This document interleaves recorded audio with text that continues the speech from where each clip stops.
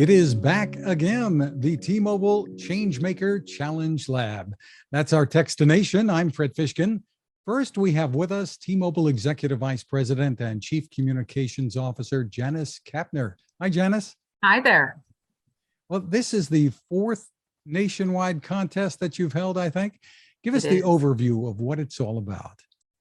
Well, the intent is really to, give an opportunity to young future leaders, I call them, but that have ideas and passion around, frankly, making significant change in the world. And whether that's pertaining to, technology or sustainability, we have a lab that is the end game, as it were, after people submit ideas and then we look at those and sort of assess their viability and their completeness. And then we invite in teams into Bellevue where they get to go through a 3-day intensive lab to build that idea, whether it's, we've had people in the past do things for mental health, how to help students in school that are struggling, with mental health and create community for that. We've had people bring in amazing ideas on how to improve crops with less water. I mean, it really runs the gauntlet on big breakthrough ideas. We've had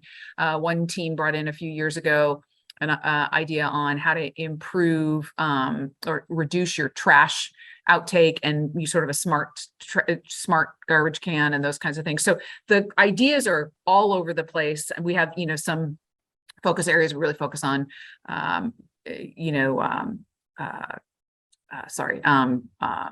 it's not just sustainability, it's really ESG areas. We focus on digital work, how to, be connected in a smart way and so forth. But they have a lot of freedom and they package those ideas and we look at those ideas and then we bring them into the lab and they learn how to storytell and how to build their pitch, and they get to pitch it to executives. They get coaching on how to bring those ideas to life even after they leave here. A lot of these young professionals go do exactly that. This year, I think we had 15 teams that are in. I just came from chatting with them about how to tell a story and how to package your proposal and your pitch, and they're amazing. And I wasn't doing anything this smart and this strategic when I was their age. So it's really, really inspiring to see these young professionals that want to make change in the world. So let's take a step back. So this started out when? Earlier this year, this whole process? Yeah, I'd have to get you the dates, but yeah, we started the process a few months ago with the initial sort of submissions. Yeah. And then they kind of go on this whole journey, and we let employees get involved and have, people take a look so that we can get it down to 15 teams that can come in and visit. Otherwise, we'd have hundreds of people coming in to visit. Well, that's what I wanted to get at. The participation was, I guess, pretty terrific. Tell us how the word gets spread on this. Is this done through schools, or how do you attract submissions? Yes. So we partner with Ashoka, who does a lot of these types of programs. We've made this one about, Changemaker because it's very near and dear to our heart as a company and a brand. But they have a lot of relationships and connections into schools all over the country. So we tap into their pre-existing sort of machinery to tell people about this opportunity and give them the insight and the option and the, any input that they need in order to package up their proposal. And we have had a great participation rate every year, hundreds and hundreds of submissions. And it keeps, they keep coming up with amazing ideas. I can't wait for Wednesday's pitch session. Well, tell us about some of the things that have impressed you about the students who are there this week. I'll tell you, these are not college kids, right? They're I think the age range is 13 to 18. Is that right? Yeah. And they're not people that have been out to pitch to senior executives or even each other as part of what they do every day. For someone like you or me, we've done those kinds of things for years. So what impresses me is the level of commitment to something that has, this is just passion projects, right? It's not, hey, I'm going to get paid for this, or hey, it's part of a school assignment. It is passion projects of things they think will change the world. So that's incredibly impressive. The second piece is, having just chatted with them, they're really smart asking great questions, talking about storytelling. And I got a number of really thoughtful questions from, people that are pretty early in life and are probably going to change the world in the future. But they're thoughtful and they listen and they ask good questions. And then at the heart of it all, they're still young adults, right? So I noticed the shyness and the sort of it takes a minute for people to raise their hand and ask the question, and yet they do it and they get the perspective and they take the perspective, and you see heads nodding around because it's a whole group of them. And so I just I look at this group of kids as I shouldn't call them kids, some of them are teenagers, but I look at this group of young people, and I have now for a few years, and every single time this lab happens, I walk away inspired and, wishing I had been more proactive in such ways when I was their age, because I just wasn't. So they're well ahead of me.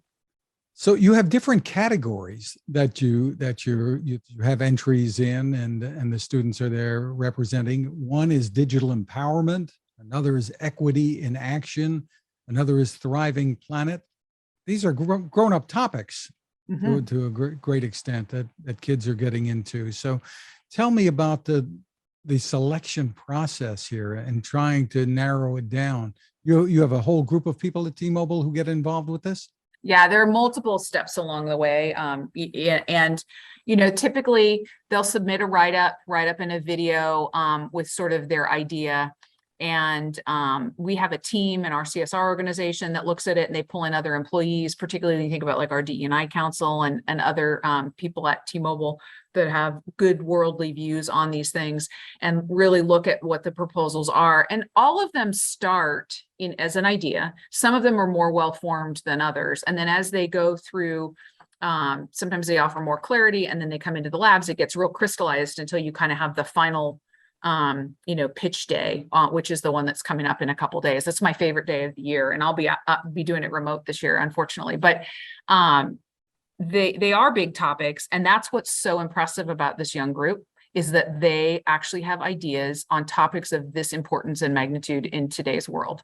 And I promise you, I've said it before, but I don't know what you were doing at 15, 16, 17, but I wasn't trying to solve diversity and equity problems or mental health problems or sustainability problems. And I just love that this is a passion play for these individuals. It's not something anybody put them up to. It's just their personal passions on how to make this world better in the next 10, 20, 30 years. Now, coming out of this, is one of the goals to turn their dreams here into reality, or what happens from here? Well, definitely, they go through a process, and we get down to a handful of what we call sort of grand prize winners. They're all winners to come to the lab and go through the 3 days of coaching and learning and pitching. And there's seed money that we donate, which I will get the math wrong because it changes every year, but we donate, money to each of the teams to then go make them a reality, to the extent that they can and work on it. I will tell you, like last year we had a team in here, we were going through, I think, last year, the year before, we were close on the heels of another horrific shooting. And we had a number of teams that were really talking about mental health. If you think about being a middle school or a high school student and watching some of the kinds of gun violence that have happened in schools at the national stage, and talking about, apps or specific channels inside social where you can give mental health tips on how to navigate that kind of stress. And then that team gets some seed money, and they can go determine if they're going to work with third-party experts to create those modules and launch those kinds of programs. And I should have at my fingertips, and I apologize that I don't at the moment, who's gone how far, but I know there are a number of really cool examples we can get you of teams that have gone from the lab and, expanded their programs, further. Some of them start with deploying a mental health initiative into one school, and then they start hitting their surrounding schools, and then their desire was, in this particular instance, to create scale and be able to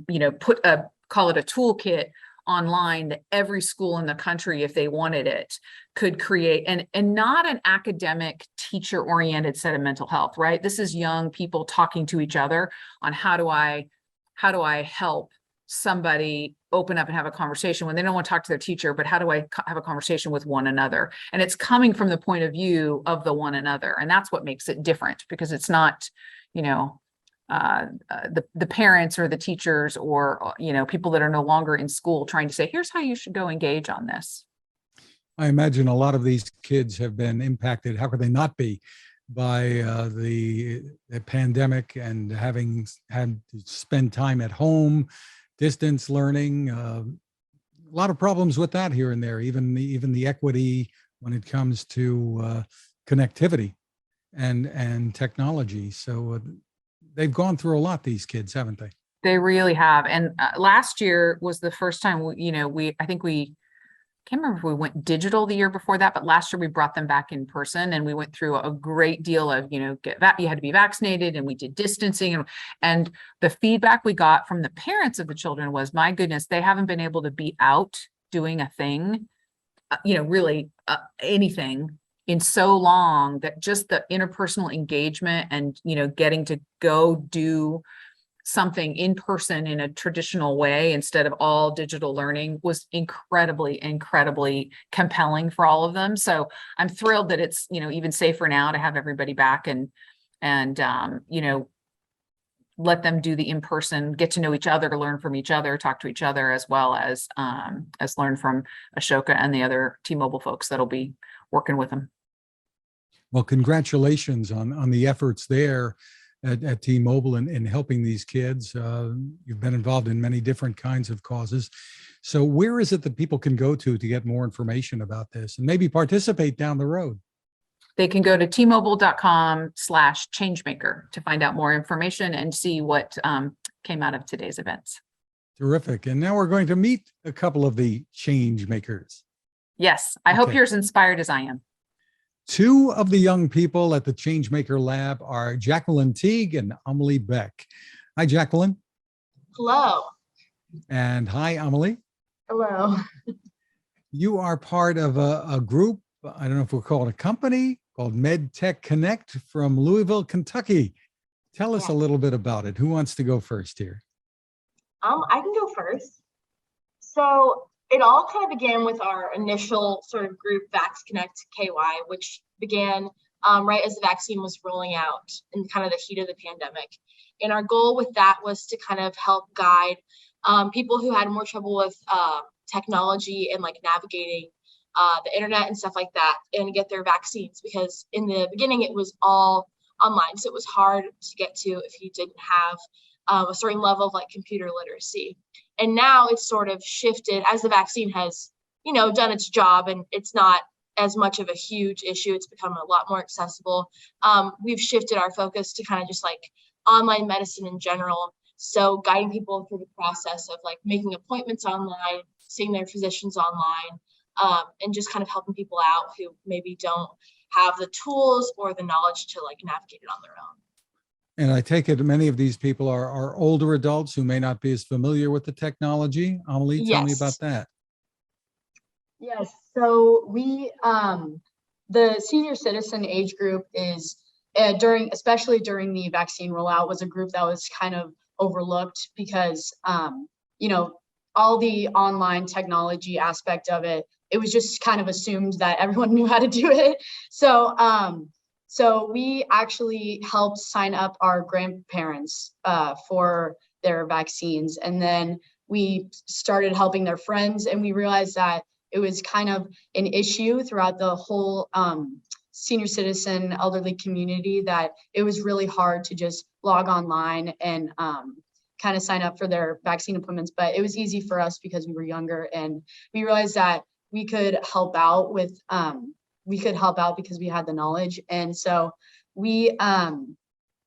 that's pretty much how it got started. And then MedTech Connect, as Jacqueline said, we've kind of transitioned into a more telehealth based company to where we help seniors get on Norton MyChart, which is an app that is really helpful for refilling prescriptions, communicating with their doctors and stuff like that. Are you two related? Tell me about yourselves and how old you are, what grade you're in, etc. So I'm a senior and Amelie is a junior, and we are in fact cousins. We grew up very close, and like Amelie said, it all kind of began with our grandparents who were both very close with. And so it was just kind of like an easy person to pick as far as like tackling the sort of challenge at the beginning. Definitely. So this is really wonderful. And so it got started last year, right? Early last year. Yes, Do you know, yeah, do you, January. have you counted? Do you know about how many older adults you've been able to help? So we've so we have helped over 500 citizens with telehealth, and we have gotten over 2,100 senior citizens vaccinated. Like helped 2,100 seniors sign up to get their vaccine. That's terrific. And, we should say that many older adults are familiar with the technology, but many others aren't so much, or don't have the equipment or the internet connections, et cetera. So tell me about expanding this whole concept and where you're going from here. So our goal from here is to make accessing medicine online and like visiting with your doctor just like accessible for everyone. We've talked a lot about how in like 2000, President Clinton passed the law that every hospital has to speak every language of every person that can walk in. And what we believe is that like speaking the internet and like technology is also something that's really important and that a lot of people have just been kind of overlooked with. So our goal is to just kind of educate anyone who is unsure of how to navigate the system of like signing up for online appointments and stuff like that, so that we can make online medicine something that's accessible for everyone. And there you are now in Seattle, I think, at the Yes. Changemaker event that T-Mobile is having. Tell me about this experience here and what you're gaining from it.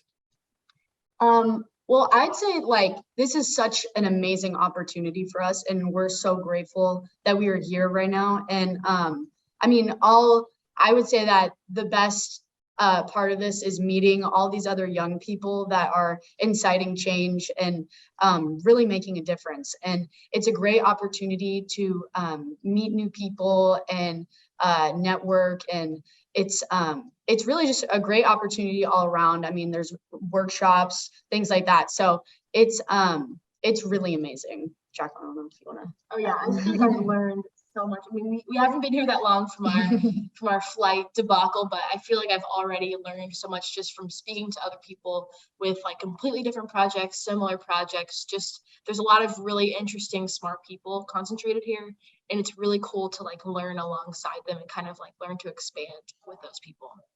And you're getting some support in terms of knowledge and perhaps financial to some extent too, in helping this along. Yes. Yes. Yeah. So I think with the prize is seed money, I believe. Yes. Yeah. So that's kind of to help like grow and expand everything and kind of scale everything out. So that's also exciting. Well, you two are in high school. You've got so much ahead of you. You've got college and beyond, but you're learning some great lessons here, I think. So do you envision yourself as becoming entrepreneurs, keeping this going somehow as well? What's your vision here? Well, I think we definitely want to keep MedTech Connect going in the future. I mean, as long as anyone needs help, we'll be around. So I'm not sure about the entrepreneur. I mean, what do you think, Jacqueline? For me, my favorite part about, sorry, I got a little frog in my throat. My favorite part about this whole project and everything is the advocacy aspect. I really enjoy talking to people who have had trouble with this and being able to help them and like have that impact. That's a big thing for me and something I could definitely see myself going into in the future. As far as like the entrepreneurship part, I mean, maybe I haven't exactly always thought of myself with like a business mind, but I could definitely see it. And medicine, probably not. Yeah. But it's really cool to learn about for sure. So beyond Louisville, Kentucky, tell me how this has grown and where you are now with this idea of yours. So we actually, some groups in other states have reached out to us and asked us how we started our organization. And so we have sent templates and kits to how many? 5 states. Yes, 5 states. So So we have sent templates and kits to other organizations so they can kind of get the same thing started in their areas. So that's how we've kind of expanded. And again, meeting people here at the Changemaker Challenge is like just a wonderful opportunity to collaborate with other organizations who are doing similar things. So that's kind of how we're expanding a little bit. And again, the seed money that we are probably going to use to expand our organization as well, with the website, as Jacqueline mentioned, and getting more members and things like that. So Just wonderful. So for more information about what you are doing, is there a place people can go to? We're on social media at MedTech Connect and Vax Connect if you want to go back into the past a little bit. And we're working on launching a website to make all of this like a little bit more accessible for everybody. But we're definitely on like Facebook and Instagram and Twitter. Yeah. Terrific. Well, Jacqueline Teague and Amelie Beck, thank you so much for taking time with us, and congratulations on being there and on all you're doing. Thank you so much.